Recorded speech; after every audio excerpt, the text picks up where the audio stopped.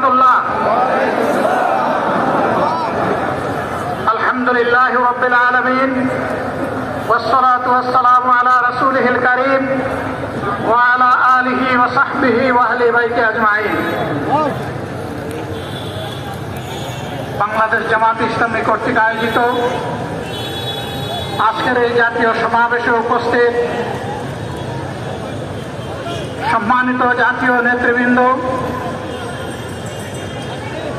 বন্ধু সংগঠনের নেতৃবৃন্দ, শহীদ পরিবারের গর্বিত সদস্যবৃন্দ, 24 জুলাই যোদ্ধাবৃন্দ, আপামর দেশবাসী এবং আমার সাংবাদিক বন্ধুগণ, আমি সর্বপ্রথম মহান রবের দরবারে শুকরিয়া আদায় করছি। ফ্যাসিবাদের পতনের পর অত্যন্ত অনুকূল পরিবেশে আল্লাহ রাব্বুল আলামিন আজকের এই সমাবেশটি করার আমাদেরকে তৌফিক এনায়েত করেছেন, আলহামদুলিল্লাহ। 2 দিন আগেও ঝড় বৃষ্টি ঝরেছে। অনেকে আশঙ্কা করেছিলেন কি হবে, মানুষগুলা সেদিন কি শান্তিতে বসে 2টি কথা শোনার সুযোগ পাবে। আল্লাহ রাব্বুল আলামিন আজকের দিনটা অনেকটা এয়ার কন্ডিশন করে দিয়েছেন, আলহামদুলিল্লাহ। বৃষ্টি নেই, তীব্র রোদও নেই।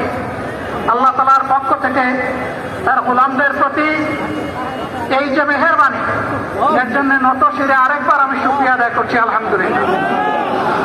সম্মানিত বন্ধুগণ, যাদের ত্যাগ এবং কুরবানির বিনিময়ে 15.5 বছরের কঠিন অন্ধকার যুগের যাতাতলে পিষ্ট হয়ে যারা তিলে তিলে দুনিয়া থেকে নির্যাতিত হয়ে বিদায় নিয়েছেন, অপশক্তির বিরুদ্ধে প্রতিবাদ করতে গিয়ে বিদায় নিয়েছেন, যারা লড়াই করে আহত হয়েছেন, পঙ্গুত্ব বরণ করেছেন, আমরা তাদের সকলের কাছে গভীরভাবে ঋণী। মহান আল্লাহর দরবারে তৌফিক চাই, বাংলাদেশ জামাতে ইসলামীর অস্তিত্ব যতদিন থাকবে আল্লাহ যেন তাদের ঋণ পরিশোধ করার শক্তিটাও ততদিন আমাদেরকে দান করেন। আমি গভীর পরিতাপের সাথে আপনাদেরকে জানাচ্ছি, আজকের এই বিশাল সমাবেশ আয়োজন করতে গিয়ে আমাদের 3জন ভাই ইতিমধ্যেই দুনিয়া থেকে বিদায় গ্রহণ করেছেন। খুলনার দাঁতপুর উপজেলার আমির জনাব মৌলানা আবু সাইদ বিদায় নিয়েছেন। পাবনার বয়োজ্যেষ্ঠ একজন মুরব্বী জনাব মুস্তাফিজুর রহমান, তারা এই আয়োজনে আসতেই পারেন। আসার পথেই আল্লাহ তাআলা তাদেরকে তার কাছে তুলে দিয়েছেন। আরেকজন ভাই এখানে অসুস্থ হয়ে তিনিও ইন্তেকাল করেছেন, শাহ আলম।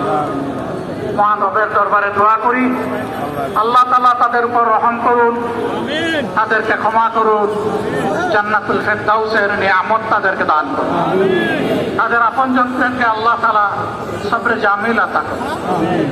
সম্মানিত ভাইয়েরা, আবু সাইদরা যদি বুক পেতে না দাঁড়াতো, এই জাতির মুক্তির জন্য যদি বুকে গুলি লুফে না নিত, হয়তো আজকের এই বাংলাদেশটা আমরা দেখতাম না।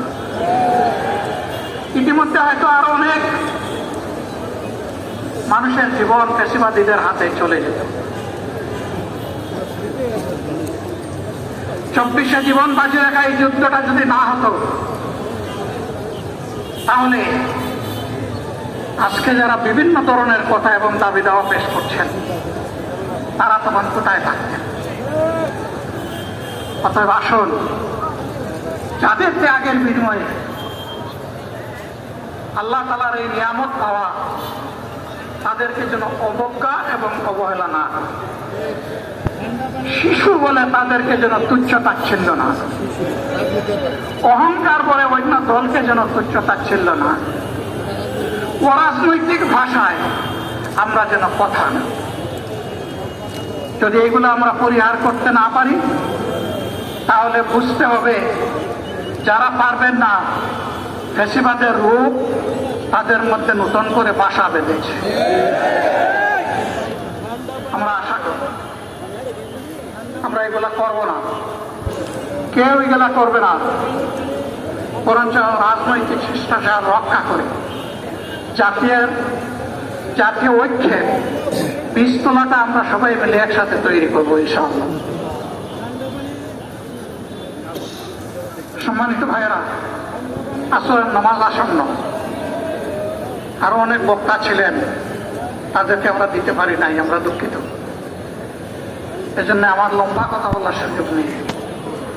যারা এখানে কথা বলেছেন তারা আমার মনের কথাগুলোই তুলে ধরেছেন। আমি শুধু বলতে চাই, আগামীর বাংলাদেশটা কেমন হবে? আমি বলি আরেকটা লড়াই হবে ইনশাআল্লাহ। একটা লড়াই হয়েছে ফ্যাসিবাদের বিরুদ্ধে, আরেকটা লড়াই হবে দুর্নীতির বিরুদ্ধে ইনশাআল্লাহ। এই দুর্নীতির মূল উৎপাদন করার জন্য যা দরকার, আমরা তারুণ্য এবং যৌবনের শক্তিকে একত্রিত করে সেই লড়াইও ইনশাআল্লাহ বিজয় লাভ করব। প্রিয় ভাইয়েরা,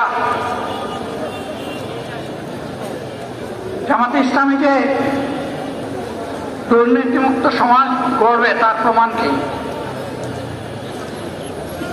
তার প্রথম প্রমাণ হচ্ছে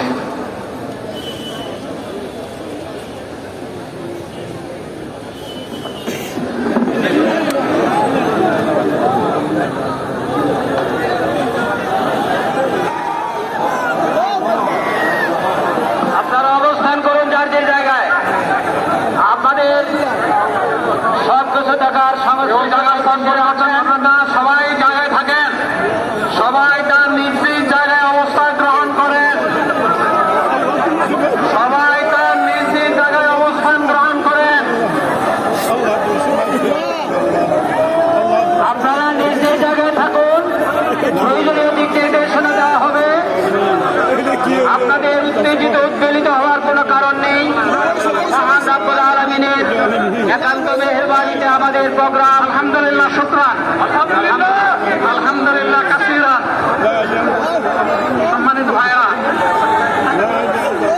সম্মানিত ভাইয়েরা, আপনারা সম্মানিত ভাইয়েরা, আল্লাহ রাব্বুল আলামিনের রসুল আমারিতে মাহফিল দস্তর আমাদের জামাত কিনে শিখতে যাবেন ইনশাআল্লাহ। আমি আল্লাহ তাআলার শুকরিয়া আদায় করি, আল্লাহ তাআলার শুকরিয়া আদায় করি আপনাদের সামনে দাঁড়াতে পেরে। আমি বলেছিলাম দুর্নীতিমুক্ত বাংলাদেশ ইনশাআল্লাহ সবাইকে নিয়ে আমরা কথা দিচ্ছি। বাংলাদেশ জামাত ইসলামী যদি আল্লাহ তাআলার মেহেরবানি এবং সরকার জনগণের ভালোবাসা নিয়ে সরকার গঠন করে, তাহলে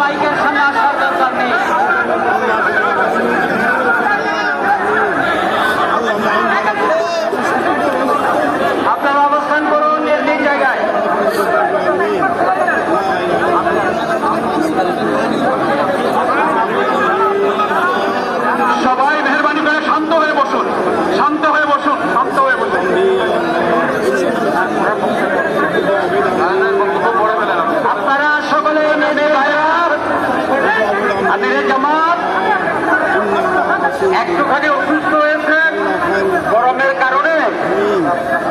কারণে হয়েছে, কিন্তু উনি বারবারই চেষ্টা করছিলেন বক্তব্য দেওয়ার জন্য।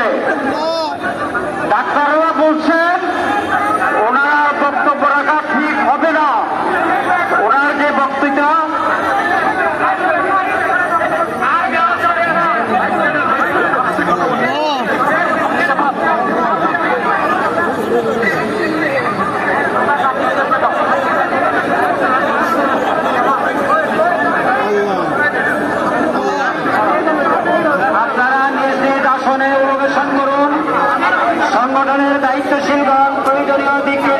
দিবেন।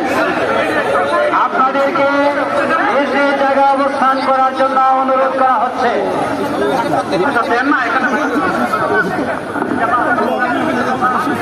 আপনাদের এই ড্রোনগুলো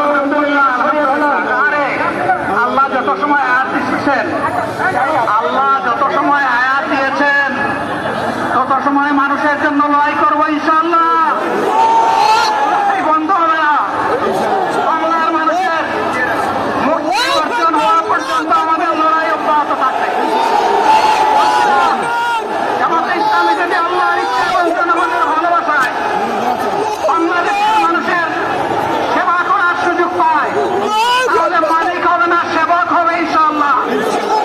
আজ আমি ঘোষণা দিচ্ছি, লক্ষ জনতাকে সাথে নিয়ে বাংলাদেশ জামাতে ইসলামী থেকে যারা আগামীতে সংসদ সদস্য হিসাবে নির্বাচিত হবেন, আপনারা কথা বন্ধ করেন, আপনারা কথা বন্ধ করেন, সবাই বসে পড়েন, সবাই বসেন, বসেন, কেউ দাঁড়াবেন না, সবাই বসেন। যদি আল্লাহর ইচ্ছায় জনগণের ভালোবাসায় বাংলাদেশ জামাতে ইসলামী থেকে সংসদ সদস্যরা নির্বাচিত হয়ে সরকার গঠন করেন, তাহলে কোন এমপি, কোন মন্ত্রী আগামীতে সরকার কিন্তু প্লট গ্রহণ করবে না। কোন এমপি এবং কোন মন্ত্রী দেশবিহীন কোন গাড়ি চড়বে না। কোন এমপি এবং কোন মন্ত্রী তারা নিজের হাতে কোনো টাকা চালাচালি করবে না। কোন এমপি এবং কোন মন্ত্রী যদি তার নির্দিষ্ট কোনো কাজের জন্য বরাদ্দ পেয়ে থাকেন, কাজ শেষ হওয়ার সাথে সাথে বাংলাদেশের 18 কোটি মানুষের কাছে তারা তার প্রতিবেদন তুলে ধরতে বাধ্য হবে। সম্মানিত বন্ধুগণ, চাঁদা আমরা নিব না, দুর্নীতি আমরা করব না, চাঁদা আমরা নিতে দেব না, দুর্নীতি আমরা সহ্য করব না। এই বাংলাদেশটাই আমরা দেখতে চাই। যুবকদেরকে আমরা স্পষ্ট ভাষায় বলতে চাই, বন্ধুগণ, তোমাদের সাথে আমরা আছি। আমি আজকে জামাতের আমির হিসাবে এখানে কথা বলতে আসিনি। আমি এসেছি বাংলাদেশের 18 কোটি মানুষের একজন হয়ে কথা বলতে। আমি শিশুদের বন্ধু, আমি যুবকদের ভাই, আমি বয়স্কদের সহযোদ্ধা, আমার বোনদের আমি ভাই। সুতরাং তাদের মুক্তির জন্যই আমি দায়িত্ব নিয়ে আজকে এখানে দাঁড়িয়েছিলাম। আল্লাহর ইচ্ছা শরীর আমাকে সাময়িকভাবে সহযোগিতা করে নাই, এটাও আল্লাহর ইচ্ছা। এখন আল্লাহ আমাকে কথা বলার সুযোগ দিচ্ছে। আমি বলতে চাই, বাংলাদেশের নির্দিষ্ট কোন শ্রেণীর মুক্তির জন্য আমাদের এই লড়াই নয়। রাস্তার একজন পরিচ্ছন্নতা কর্মী, চা বাগানের একজন শ্রমিক, রক্ত পানি করে ঘাম জড়ানো আমার একজন রিক্সা চালক ভাই মাঠে ময়দানে বাংলাদেশের মানুষের মুখে যারা এক মুঠো ভাত তুলে দিতে চায়, আমার সেই কৃষক বন্ধুটি, আমি তাদের হয়ে আজকে এখানে কথা বলতে এসেছি। আমি কোনো অভিজাত শ্রেণীর হয়ে এখানে কথা বলতে আসিনি। আল্লাহ তাআলার অশেষ মেহেরবানি, আজীবন সকল রক্ত চক্ষুকে উপেক্ষা করেছি, এই জুলুমের পরোয়া করি নাই। আমার আফসোস, 24 সালে জাতিকে মুক্তি দিতে গিয়ে যারা জীবন দিয়ে শহীদ হলো, আমি তাদের একজন হতে পারলাম না। আপনাদের কাছে দোয়া